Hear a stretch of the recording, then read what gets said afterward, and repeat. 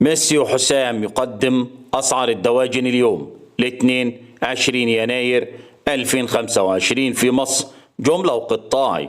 الحاضر يعلن الغايب. أسعار الفراخ البيضة والساسو كمان. السلام عليكم ورحمة الله وبركاته.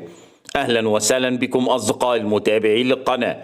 لو لسه بتشوف القناة لأول مرة فضلا وليس أمرا اعمل لايك للفيديو واعمل اشتراك للقناة عشان يوصلك كل جديد، ولا تنسوا الصلاة على سيدنا محمد صلى الله عليه وسلم واشتراككم في القناة شرف لنا. واستكمالا لعرض وتحديث أسعار الفراخ البيضة وأسعار الدواجن. أما بالنسبة لأسعار جملة وقطاعي وفي المحلات، سعر البط البلدي في المزرعة سجل 120 جنيه وفي المحلات 130 جنيه. سعر البط الفرنساوي في المزرعة سجل 78 جنيه وفي المحلات 88 جنيه للكيلو. سعر البط المولار في المزرعة سجل 84 جنيه وفي المحلات 94 جنيه للكيلو. سعر البط المسكوفي في المزرعة سجل 93 جنيه وفي المحلات 103.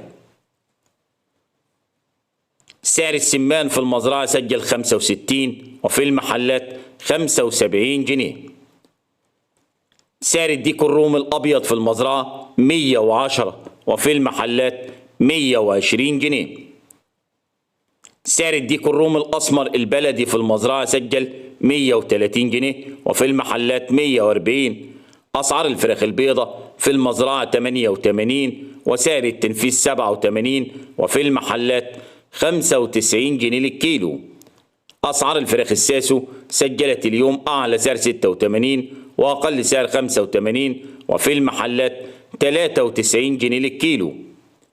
سعر الأرنب اليوم في المزرعة سجل 120 وفي المحلات 130. سعر الفراخ البلد الحر 95 جنيه وفي المحلات 105.